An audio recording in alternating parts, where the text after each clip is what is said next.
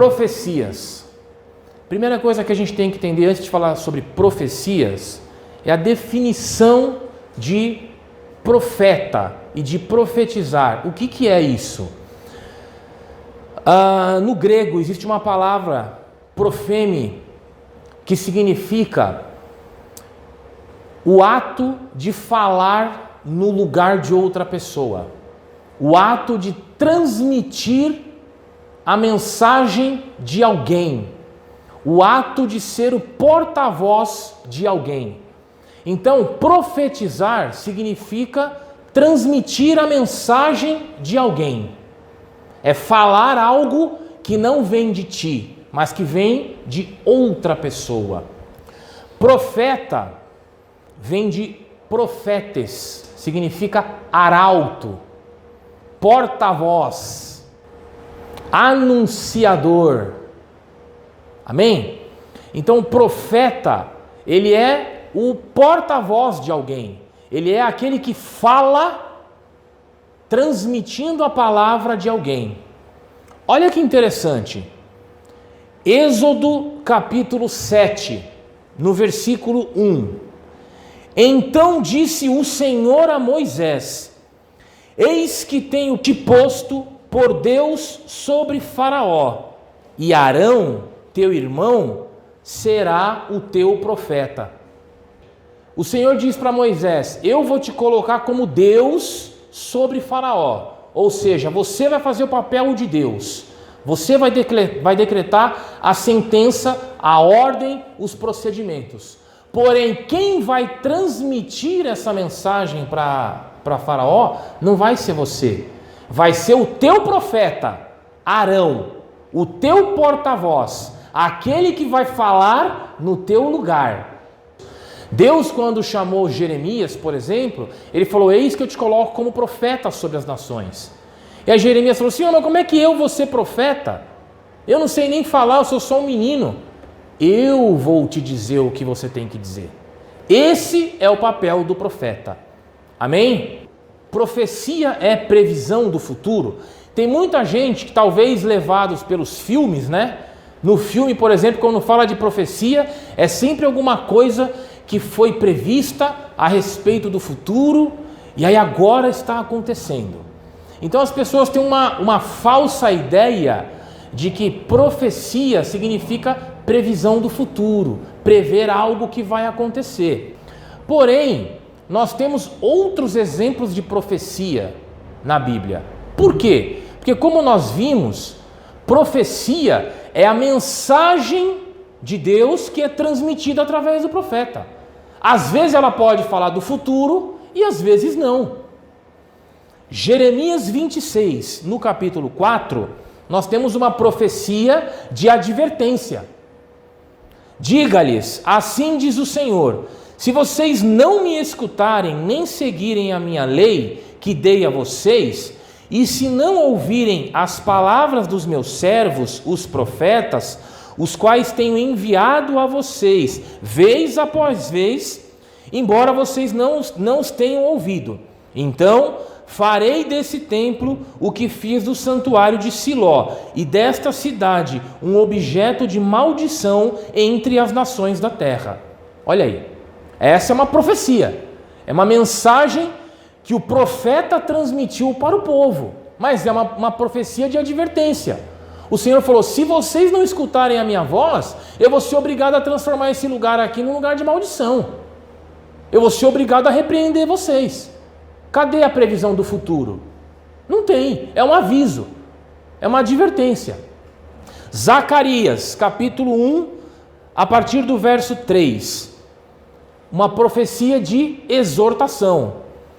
Por isso diga ao povo: assim diz o Senhor dos exércitos, voltem para mim, e eu me voltarei para vocês, diz o Senhor dos exércitos. Não sejam como os seus antepassados, aos quais os antigos profetas proclamaram, assim diz o Senhor dos exércitos, deixem os seus maus caminhos e as suas más obras.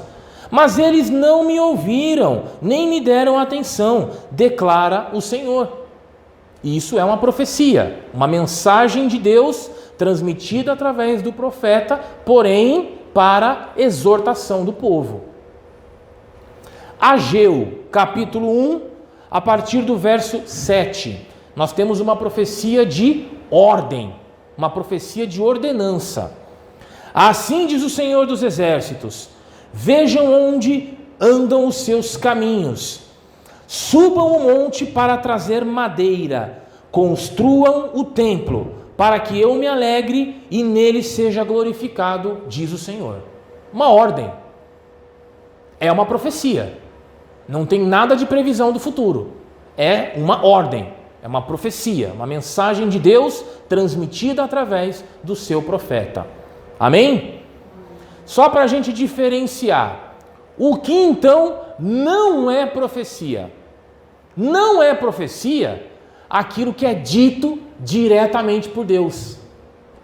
Gênesis, capítulo 12, a partir do verso 1. Ora, o Senhor disse a Abraão: sai da tua terra, da tua parentela e da casa de teu pai, para a terra que eu te mostrarei. Eu farei de ti uma grande nação, abençoarei e engrandecerei o teu nome, e tu ser uma bênção. Deus avisou a Abraão: eu vou fazer de ti uma grande nação, eu vou te abençoar. Isto é uma profecia? Não, isso é um aviso. Deus falou diretamente com o servo: vai acontecer isso, eu vou fazer isso. Não teve participação de profeta nenhum. João, capítulo 14, no versículo 3.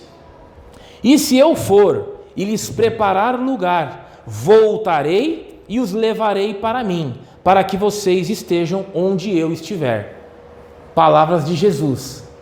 Jesus avisou: eu vou preparar lugar e eu vou voltar e vou levar vocês. Isso é uma profecia? Não, isso é um aviso. Por quê? Porque Jesus falou diretamente, sem nenhum intermediário. Irmãos, diante dessas informações, como então nós devemos lidar com as profecias hoje na igreja? Como é que hoje o povo de Deus tem que lidar com as profecias? Nós temos que nos atentarmos para algumas instruções bíblicas. Primeira coisa de tudo, uma profecia jamais, nunca, em circunstância alguma, vai contradizer a palavra. Jamais. Se o profeta disser qualquer coisa que você, mas peraí, isso aí não bate com a palavra, esquece. Esquece. Por quê? Porque jamais Deus vai se contradizer. Jamais o Espírito Santo vai se contradizer. Jamais. 1 Tessalonicenses, capítulo 5, a partir do verso 20. Não desprezem as profecias, examinem tudo, retenha o bem. Nós não devemos desprezar as profecias. Se alguém chegar e disser: olha, eu tenho algo da parte de Deus, você vai falar: não, não quero saber. Não, vamos ouvir. O que você tem da parte de Deus? A palavra diz: não desprezem, porém examine. Nós temos que examinar. Deixa eu ver se isso que está sendo dito bate com a palavra, está de acordo com a palavra. Amém? 1 Pedro, capítulo 4, a partir do verso 10. Cada um administre aos outros o dom como o recebeu, como bons dispenseiros da multiforme graça de Deus. Se alguém falar, fale segundo a palavra de Deus. Olha aí. Pedro diz assim: cada um deve exercer o dom que recebeu. Então tem gente que recebeu o dom de profetizar? Tem. Seu dom é falar? É. Então fale segundo a palavra de Deus. Não vem com nova revelação, não vem com nova doutrina, não vem com coisa diferente. Por quê? Porque isso não é de Deus. Você tem o dom de profetizar? Então você profetize conforme a palavra de Deus. Você tem o dom de ensinar, o dom de mestre? Então você ensine conforme a palavra de Deus. Sempre conforme a palavra do Senhor, nunca a contradizendo. 1 Coríntios, no capítulo 14, verso 29. Tratando-se de profetas, falem 2 ou 3, e os outros julguem cuidadosamente o que foi dito. Chegou o profeta, eu tenho algo da parte de Deus e tudo mais. Amém, vamos ouvir, fala. E os outros julguem cuidadosamente o que foi dito. O que é julgar cuidadosamente? É avaliar se aquilo que está falando está de acordo com a palavra. Nós temos, por exemplo, os Mormons. A religião dos Mormons é baseada em revelações que Joseph Smith recebeu de um anjo chamado Moroni. Espera aí, o que a Bíblia nos diz? A Bíblia diz assim: se por acaso nós ou um anjo lhes anunciar outro evangelho, que seja anátema, que seja maldito, que seja desprezado. Então, peraí, se você já me vem falar que você tem uma revelação de um anjo, então já encerrou a conversa aqui. Por quê? Porque isso contradiz a palavra. Ponto. Simples assim. Então é assim que nós, cristãos, temos que agir. Temos que cumprir a palavra. A palavra diz que a gente tem que ouvir, mas a gente tem que julgar. A gente tem que analisar cuidadosamente aquilo que está sendo dito, para que nós não sejamos enganados. Amém? Nós devemos observar se a profecia que está sendo trazida exorta, edifica ou consola a igreja. Por quê? Porque nós temos hoje muitas profecias individuais, não é? Aquela coisa assim: irmão, Deus está me revelando que você vai comprar um carro novinho esse ano. Aí eu pergunto, isso traz algum proveito para a igreja? Irmão, Deus está me revelando que a irmã vai casar e o marido vai ser uma bênção. Oh, que maravilha! Mas isso está trazendo de fato algum proveito para a igreja? Está acrescentando alguma coisa à obra? Está contribuindo de alguma forma para o bem do corpo? Olha o que nos diz a palavra em 1 Coríntios, no capítulo 14, a partir do verso 1. Sigam o caminho do amor e busquem com dedicação os dons espirituais, principalmente o dom da profecia. Pois quem fala em língua não fala aos homens, mas fala somente a Deus. De fato, ninguém o entende, e em espírito fala mistérios. Mas quem profetiza o faz para edificação, exortação e consolação dos homens. Quem fala em língua, a si mesmo se edifica, mas quem profetiza, edifica a igreja. Olha só, a palavra deixa claro, o dom da profecia, o objetivo do dom de profetizar é a igreja. É exortar a igreja, é edificar a igreja, é consolar a igreja. Nós temos que observar se a profecia está seguindo a instrução bíblica e sendo realizada com ordem. Por quê? Porque em 1 Coríntios, no capítulo 14, no verso 31, nós temos o seguinte, a partir do verso 29. Tratando-se de profetas, falem 2 ou 3, e os outros julguem cuidadosamente o que foi dito. Se vier uma revelação a alguém que está sentado, cale-se o primeiro, pois vocês todos podem profetizar, porém cada um por sua vez, de forma que todos sejam instruídos e encorajados. Olha aí. Pode 2, 3 profetizar ao mesmo tempo? Não. Se isso acontece na igreja, isso é de Deus? Não.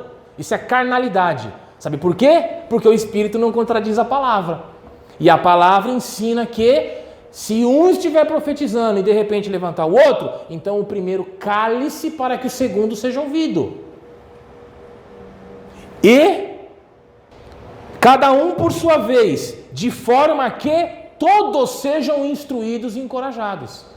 Vocês estão vendo como o apóstolo Paulo sempre liga a questão da profecia ao bem comum? Está profetizando? Tá. Então todos têm que ser edificados. Todos têm que ser alcançados pela profecia. Todos. Ele deixa isso claro. Por isso que eu fico cabreiro com essa história de profecia individualizada. Eu fico cabreiro com isso. Principalmente por causa da experiência que eu contei para vocês. O que eu contei para vocês, a experiência que eu vivi, foi uma profecia totalmente individual. Para mim, para a minha vida. Estava dentro da palavra? Estava conforme a palavra? Amém? E por último, irmãos, nós temos que notar se o profeta está cumprindo as condições bíblicas.